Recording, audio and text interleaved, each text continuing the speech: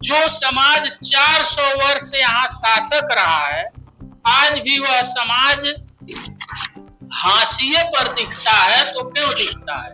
SDM बोलता है, न डीएम बोलता है, मुख्यमंत्री हिंदू, प्रधानमंत्री हिंदू।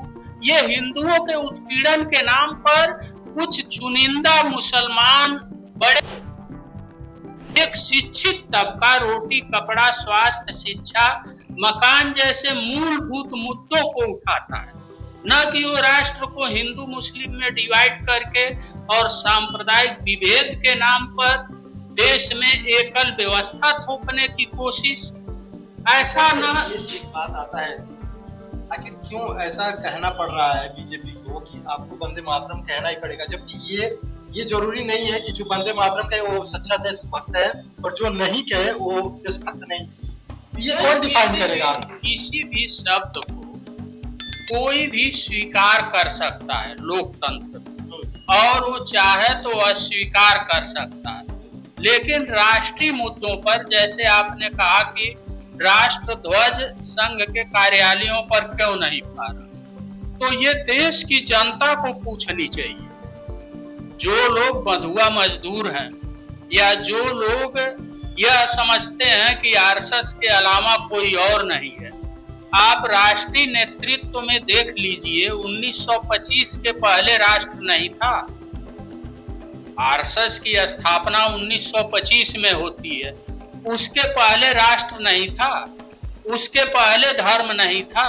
35 जिला से लोग वहां कथा सुनने आए थे। तो सांप्रदायिक सद्भाव किसको कहा जाता है? वहां जितने मुसलमान और हिंदू हैं, सारे लोग एक साथ एक स्वर से राम कथा सुने। आप बताइए, इंडोनेशिया एक मुस्लिम राष्ट्र है और उस राष्ट्र में राम कथा वहां के राष्ट्रपति कराते हैं, जबकि वो मुस्लिम राष्ट्र है।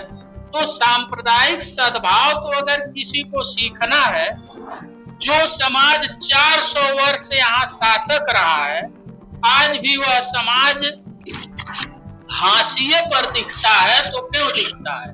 क्योंकि वो मेहनत कश था। इस्लाम से और शासन के बर्बरता से कोई संबंध नहीं है। बर्बरता तो ये लोग कर रहे हैं। मेरे जैसे व्यक्ति का नौतनवा में 2 डिसमिल भूमि पर आवास गिरा दिया जाता है, कस्टम सोनौली को दे दिया जाता है, और ना कोई आरएसएस का व्यक्ति बोलता है, ना एसडीएम बोलता है, ना डीएम बोलता है। मुख्यमंत्री और हिंदू, प्रधानमंत्री और हिंदू। ये हिंदुओं के उत्पीड़न के नाम पर कुछ चुनिंदा मुसलमान बड़े नेताओं को सिर्फ जमींदोज किया जा रहा है और हिंदुओं का शोषण किया जा रहा है। ऐसे सरकार को उखाड़ फेंका जाए। अच्छा, एक बात है, जैसे कि हम मोदी की बात करें, मोदी जी की जब से आए हैं ऐसा लगता है कि मतलब कोई मुद्दा नहीं रह गया है सिवाय इसके। तो इस पे जैसे कि क्या करना चाहिए, आखिर क्यों जो देश के बेसिक मुद्दे हैं उस पे बात ना हो करके सिर्फ राजनीतिक या पॉलिटिक्स कर करके देश को गुमराह किया जा रहा है? ऐसा क्या लगता है? क्या नहीं, ऐसा कुछ नहीं है। ये इनके पास कोई विकास नाम की चीज नहीं है। ये सिर्फ भावनाओं में बहका रहे हैं, धर्म का चश्मा लगाए हुए हैं, और अपने अडानी और अंबानी जितने, आज भारतवर्ष जो है किस कंडीशन में आज खड़ा है, ये हर प्रबुद्ध जानता है इस बात। आज तक आप बता दीजिए कोई भी एक नई संस्था डाले हो देश के अंदर? जब पहले भी जैसे कि जब रुपया गिरता था तो बात आती थी, तो लोग कहते थे, यही प्रधानमंत्री हमारे कहते थे कि देश की गरिमा गिर रही है, देश पीछे जा रहा है। आज रुपया 90 रुपए के डॉलर 90 रुपए पे 91 रुपए पे आ गया लगभग, लेकिन उस पे एक हमारी जो वित्त मंत्री है वो कहती है कि कोई दिक्कत नहीं है। ये थोड़ा एक समझ से बाहर हो जाता है। नहीं, जब प्रधानमंत्री को कोई दिक्कत नहीं है, जो 5 लाख 10 लाख का चश्मा लगाता हो, जो 1 करोड़ का 50 लाख का सूट पहनता हो, और जिस देश की जनता भूखे सड़क पर सो रही हो, तो उससे आप क्या उम्मीद कर सकते हैं? तो ये जो कहते हैं, इनके करनी और कथनी में जमीन और आसमान का अंतर है। ये जो कहते हैं कभी उसको करते नहीं, और जो कहते नहीं वही करते हैं। आज देश का, एशिया का सबसे अमीर आदमी कौन? अडानी है, अंबानी है। इसके पहले 2014 के पहले का आप जीडीपी देखें, और भारत की अर्थव्यवस्था देखें।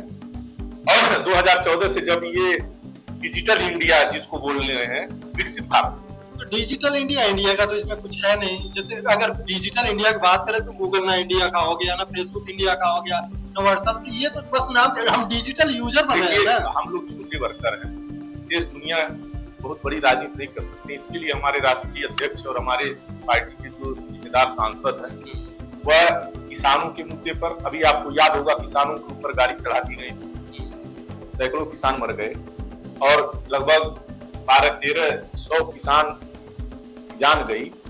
वो किसकी सरकार थी? ये किसान प्रधान देश है। इस देश में 80% किसान रहता है जो अपनी खेती पर डिपेंड है। क्या उसके लागत मूल्य मिला उसको? किसान सब तो अपना प्याज फेंक रहे हैं सड़कों पे, सड़क पर फेंक रहे हैं। सारी इनका जितना खरीदारी है सब विदेशों से हो रहा है। ये स्वदेशी की बात करते हैं। आज डिजिटल जितने भी बड़े बड़े अपार्टमेंट, बड़े बड़े मार्केट खुल रहे हैं चाइना के, चाइना घुसता आ रहा है। चाइना घुसता आ रहा है। जब अगर देसी की बात हो रही है तो जब पुतिन आए थे भारत में तो खुद विदेशी गाड़ियों में लेकर के उनको घुमा रहे थे, उनका वेलकम कर रहे थे विदेशी गाड़ियों में। इनकी राजनीति जो है ये देश के लिए नहीं, इनकी राजनीति जैसे अंग्रेज जब ईस्ट इंडिया कंपनी भारत में आई थी, देश को गुलाम बनाने के लिए एक नुस्खा खोजा गया था। उस दौर में भी ऐसे जिसके नाम पर अभी महंत जी ने चर्चा किया, मैं उनका नाम लेना नहीं चाहता। ईस्ट इंडिया कंपनी जब भारत के अंदर आई तो उसने धीरे धीरे जाल फैलाना शुरू, मार्केटिंग नेटवर्क के माध्यम से। जैसे आज आप बैठे हैं, एक जो खुदरा व्यापारी है वो पूरे तरीके से बैठा हुआ, उसको फोन ही नहीं होती। लेकिन जो बड़े बड़े मल्टीमीडिया जितने मार्केट हैं, उस मार्केट में जाइए, यहीं बैठे बैठे ऑनलाइन बोलिए, ये सामान मिलेगा आपको। चाइना का मिलना चाहिए, अमेरिका का मिलना चाहिए, लंदन का मिलना चाहिए, आपको बैठे बैठे आपके घर आ जाएगा। ये गरीब किसान मजदूरों का देश है। ये छोटे छोटे जो फुटकर विक्रेता हैं, जो छोटे छोटे दुकानदार हैं, किसी तरह से कुल मिला जुला करके ये जो सरकार है ये पूरे तरीके से जन विरोधी सरकार है। जनता से इसको जरा सा स्वीकार नहीं है। ये विदेशी कंपनियों को लॉन्च कर रही है और इस देश को कमजोर करने के लिए, इस देश को गुलाम बनाने के लिए वो सारे पहल हो रहे हैं जो आज के पहले जब अंग्रेज आए थे तो कुछ इनके महापुरुषों ने जो रास्ता दिखाया था, उसी रास्ते को इन लोगों ने अपना करके इस देश को कमजोर करने में अपनी भूमिका निभा रहे हैं। हम देशवासियों से और आप सब से अपील करते हैं कि ऐसे लोगों से, जिससे देश बचे, ऐसे लोगों से हमें आपको सावधान होकर के और ऐसे आताताई सरकार को तत्काल प्रभाव से हटाना चाहिए। और जो समाज के अंतिम व्यक्ति के लिए काम करता है, जो जनता के प्रति जवाबदेही है, जो जनता के लिए सुबह से लेकर शाम तक काम करता है, ऐसे लोगों को उत्तर प्रदेश के कुर्सी पर बैठाना चाहिए और देश की कुर्सी पर बैठाना चाहिए। तभी हमारा और आपका उत्थान होगा। नहीं तो ये पूरे देश को बेचने में लगे हुए हैं। हमें आपको इससे सावधान रहना चाहिए। आज महिलाओं का सशक्तिकरण नहीं हो रहा है। आज महिलाओं का बड़े पैमाने पर शोषण किया जा रहा है और जिन लोग गरीबों को इन्होंने 10-10 हजार रुपया खाते में डाला था, उन्हीं के घर को बुलडोज किया जा रहा है। तो ये इससे आप अंदाजा लगा सकते हैं कि ये देश में क्या चाहते हैं। तो हम सबको इनसे सावधान रहने की जरूरत है और ऐसे सरकार को जितना जल्दी हो सके सत्ता से हटाने की जरूरत है और समाजवादी सरकार बनाने की। तो आप देख रहे थे सलाम इंडिया लाइव, चर्चा हुई, लेकिन ये एक अहम मुद्दा है कि इतने बड़े पद पे अगर प्रधानमंत्री जी बैठे हैं, उनको अपने पद का भी गरिमा रखनी चाहिए। एक छोटा मुद्दा लेकर के कि वंदे मातरम कौन गाएगा कौन नहीं, ये छोड़ देना चाहिए उनके ऊपर। जो भारतीय है वो खुद अपना डिसाइड करेगा। सिर्फ इस तरह से थोड़ी न किसी पे थोपा जाए, ये थोड़ा एक्वर्ड हो जाता है। तो आप क्या सोचते हैं इस बारे में, हमें कमेंट बॉक्स में जरूर बताइए। बने रहिए हमारे साथ में। मेरा नाम है सलीम अंसारी और आप देख रहे हैं इस्लाम इंडिया लाइव।